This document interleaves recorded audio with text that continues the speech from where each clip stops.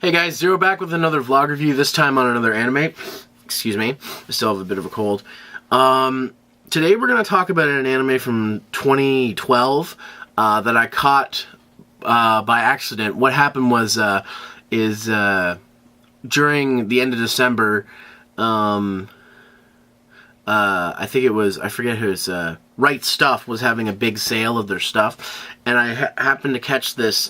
One of the things they had on sale was a manga for Sankarea, and I'm like, what is Sankarea? So I took a look, and I read the description, and I'm like, this sounds awesome.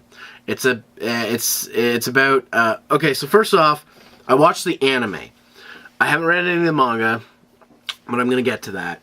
Sankarea is basically, it's a series about a boy named Chihiro who is obsessed with zombie movies and zombie occult and stuff like that. He's obsessed with that stuff. He's a high schooler. Surprise, surprise, it's anime and there's a high schooler. And one day his cat Babu dies unexpectedly. He gets hit by a car as part of an accident, and Babu is pretty much one of his best friends. Like, he loved this cat. So, being a zombie aficionado that he is, he's convinced that, you know what, I'm gonna bring him back as a zombie. And he has this book passed down from his family. His family is his dad in particular is a shrine priest, and in fact they live close to a shrine. It's sort of like, if you think of the Western equivalent, it's like how a priest takes care of a church and he lives maybe next door or maybe a block down the road from it. Sort of like the same thing. They live right next to a shrine. So his dad does his work through there. But they have a book that was written by one of his relatives, he doesn't know who, about reanimation. Keep in mind, to this point, the show's supposed to be based in reality. Like, zombies aren't just showing up anywhere, but... So anyways, he decides that he's going to go to this abandoned building every night and try to revive Babu with different spells. But the book isn't complete. Or it's complete, but it's old. It's an old book. And one of the pages is hard to read because it says a poisonous something. So he tries different combinations of poisonous stuff to see if it would work. And one night, a girl shows up by a well and starts yelling things into it. A girl he's never seen before. And one night, when she's yelling these things, he not only overhears her, he notices her and makes a noise, and she notices him back. So this girl, Rhea, comes in and learns about what Chihiro's doing, and she asks, forget what you heard, because Rhea has, I'm not going to spoil it, but Rhea, she's a rich girl, but she's also not allowed to do anything because of her overprotected father. She's allowed to go to school, and that's about all she's allowed to do when she goes outside. She's not allowed to she doesn't have very many friends, because she's not allowed to converse with certain people, I guess. She's not allowed to go out with friends. She basically, unless she's going to school, she's trapped in her own home. And her father is also abusive in quite a few ways, and one really big way, which sort of makes things like, I was like, that's pretty dark to start off with. Okay, so the two of them try to revive Babu with, and it gets to the point where, okay, this is the last night we're going to try. That's what Chihiro says. The last night I'm going to try. So they try a mixture. It doesn't work. And he says to Rhea, okay, tomorrow we're going to bury Babu for good. I don't want to keep desecrating his, his body, and just put him to rest. when suddenly, the next morning, Babu starts walking and talking and looks like a zombie with no pupils. So Babu escapes, runs off, because he needs to find something to keep his sanity, which we'll find out later. Of course, Rhea's been sneaking out of her house to go visit this shrine, or this, not shrine, but this, but the old abandoned building with the well, to yell in it every night about her feelings. And her father knows. So he's basically said, you're not allowed to go to school anymore. So you're going to stay at home and you're going to be homeschooled. So now she has no escape from where she lives. She can't leave her house, according to her father. But what he doesn't know is that Rhea took some of Chihiro's last mixture, the one that actually ended up working, as a way to say, you know what? Maybe this will work. Because she wants to become a zombie. She even says to Chihiro, if I die, bring me back as a zombie. Okay. So basically, the only thing she has is this little bit that she stole from his mixture. She takes it, goes to sleep, nothing happens. The next day, basically, because her father's so overprotective, he wants Chihiro castrated. So he's going, and he has men try to find out where he lives, follow him wherever he goes, etc., etc. And it shows in a previous flashback at some point that Rhea did have friends. She did used to have friends, but basically, when he told one of her friend about the abuse her father gave, and she resisted him, she found out who her friend was, and basically screwed their family's life and made them move away. So basically, her father has abusive power as well. He says, he's like, I can make it all go away. You know, I have the power to do whatever. You listen to me, or you have nothing. So he's a pretty abusive guy. Not even getting into the weird shit he does with his daughter, which you'll see when you see the series. But okay, so Rhea's not allowed to go to school anymore, but she overhears them talking about Chihiro being in trouble, so she leaves. She sneaks out so she can warn Chihiro. Chihiro hasn't gone to school today, so she makes her way all the way to the boys' school, because she goes to an all-girls school, and there's an all-boys school across the pond, and he's not there. So she goes looking for her at the place where the abandoned building is. That's where Babu is, and he's eating some poisonous leaves, which apparently keep the zombies' bodies at bay as well as their minds, so that they stay, humanized. And Babu gets the color back in his eyes, and he is fine. Rhea sees all this from a cliff, and her father follows her and basically says, don't, blah, blah, blah. Come home with me. I just want to protect you.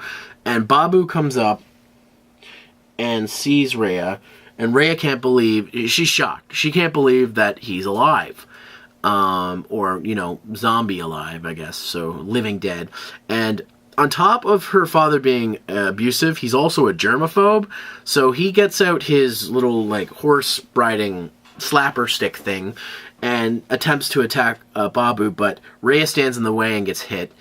And because they're on a big cliff, Rhea falls off and dies. And she gets a big cut on her stomach from a tree spike that grazes her, and she dies. And her father, who's obsessed with her, can't believe it. He's just horrified and terrified of what's just happened. Technically, he murdered his daughter, but, money and power, you can say it's suicide, whatever. But then Rhea gets right back up and sees Chihiro and says, Chihiro, help me.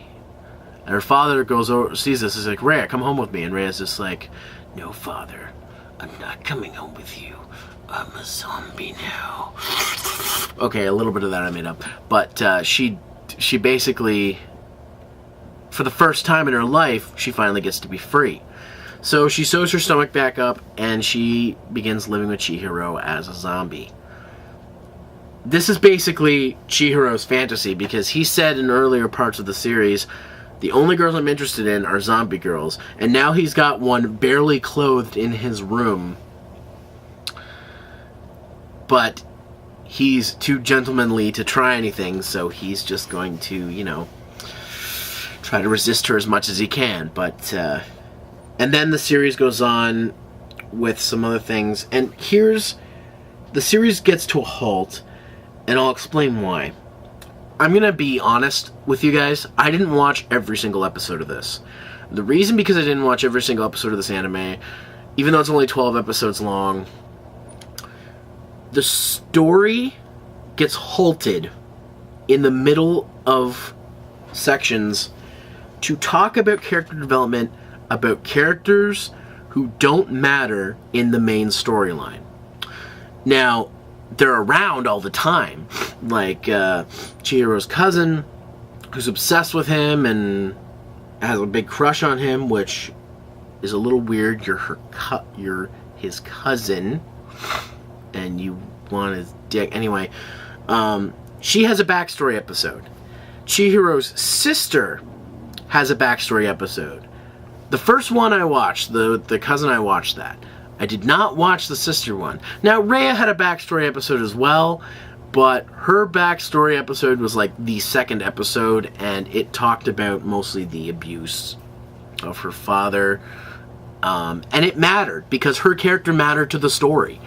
But the sister and the cousin, yeah, they're part of the story, but they're not in the grand scheme of things, and it just halts things. And I think there was another episode that talked about backstory, and I'm like, okay, what are you doing, anime? You can't do this. Do you know how jarring that is? To just stop the plot midway? I think this, like, there's like a 2 or 3 episode, or 1 or 2 episode span in between, like, a big plot point that is just filled with character episodes of characters who don't matter to the storyline that's going on. Like, you don't do that. It's... The other thing, too, is the anime ends on a cliffhanger. And as far as I know, it's not getting a season 2 because the manga it's based off of did not sell that well. And, while it's debatable because some companies release season 2s even if the manga doesn't do well to appease the anime fan base, but from what I understand, this anime isn't that popular. So, the likelihood of the season 2 ever coming out is very unlikely, which is very upsetting. It's the same way I felt with C3 or C cubed, which ends on a cliffhanger as well, as if there's going to be more story. I mean, with these series, there's always the manga I could look at, but I like anime. I like manga too, but I prefer anime. I like seeing the story. With certain things like Naruto, I'll read the manga because there's so much fucking filler in Naruto now that it's trying to comb through which episodes are the right ones is just a pointless endeavor. And the anime, whenever the anime gets close to the manga, they have to add more filler and yada yada yada. You could make a whole series just based on the filler Naruto has. But, so a series like that, I just read the manga. Or a series that I'm never going to catch up, like One Piece, I'll probably end up catching up with the manga. But this is one of those instances where it's like, there's just enough manga for them to have a second season, and they're not doing it because the manga didn't sell well. And I understand. If it's not selling, animation's expensive. If it's not selling and people aren't going to tune in to watch it, then there's no point in doing that. But it's just a shame because Sankarea had a really strong start, and it just loses that because of too many backstories of characters that don't matter enough, and that ending that just is a cliffhanger. Now, I'm probably going to end up reading the manga at some point. That's unavoidable. But this was a really cool concept. A concept of a boy who loves zombies and has like a zombie girl fetish. Now one drops in his lap and the wacky antics ensue, or how does this go about? Because one of the biggest themes of this, or one of the biggest concerns Chihiro has in this story, is making sure Rhea's body stays intact, because to make sure it doesn't decompose. At points, it gets to where he feels like her father, like he won't let her go outside certain times of the day because it's too hot. It'll make her body decompose, and he doesn't have a finalized way to keep her body, you know, going at bay, like to keep it going. So eventually, Rhea's body is going to give out and fade, and she's going to fade away, and she won't be able to be a zombie anymore. So essentially, a big part of the story is letting Rhea live before she goes, and I know the manga talks about that a lot more. I haven't read it, but this is one of those shows that I kind of need to see in visual form. And I'll read the manga, like I said, but it's just kind of disappointing that it just sort of ends on a cliffhanger. They introduce a new character in the very last, like the last 5 minutes, even less than that, of the last episode. And we're probably never going to get to see that character again in the anime. So, what can I say about Sankarea? It has a really, really good start, but it just kills itself halfway through. And that sucks, because it's a really interesting idea for a story, and I really wish it had used its time a little more appropriately. I mean, if you weren't going to use the content to fill 12 episodes and just talk about character backstories, again, the manga could be this way. In manga form, usually this stuff is one chapter. 1 or 2 chapters talk about backstory. That's fine. But an entire episode about it, and then breaking up a plot point, an important plot point. If I was watching this when it was airing, I'd have been pissed off, because I'd be like, I've been waiting each week to see info about this story, and you're just stopping it midway to talk about this character that has had little to no influence on the plot. So, Sankarea is hard to recommend. If you want to watch it, skip the backstory episodes. You don't need to know about these characters. You don't need to know about Chihiro's sister or his cousin. Maybe his cousin a little bit, but that was probably one of the hardest episodes of the series for me to watch, because I was just like, oh my god, I don't care. I don't care about your backstory, lady. Ugh. It's just... It has awesome moments. It's cute, it's funny, it's dramatic, and it deals with big issues like abuse in families, and, you know, death, and reanimation just being there as a way to say, bring people back after they're dead, which is a thought. If you could, should you bring somebody back from the dead? And that's a good lesson to think about, but in short, I can't recommend Sankarea to anybody. If you want to check it out, I'd say read the manga. One really positive thing I can say about the series, it has a fantastic opening theme song. A fantastic opening theme song. Like, I would sometimes, you know, just go to YouTube and just listen to the theme song. It's in my top 10 anime themes of all time. It's fantastic. If anything, watch the show for the theme song, no. But it's a hard show to recommend. If you want to see it, it's got a fantastic dub. I watched the dub of it. With, you know, the usual suspects of anime dubs. So, you know, if you're getting tired of that cast, then, like I have been, then you might be a little upset. Funimation, you have tons of actors. And I know some of your actors personally as friends that you never give roles. These smaller shows that don't matter, give roles to these people. Don't give your top billing people roles. I don't want to hear their voices all the time. Yes, they're good actors, and they have to pay the bills. I understand that. But you've got so many more actors to work with, but you don't utilize any of them. I can list a handful of people I know personally who work for Funimation and never get any roles. So, and if they do get roles, they get a bit role in something shitty, and they never get, like, you know, they never get a full role.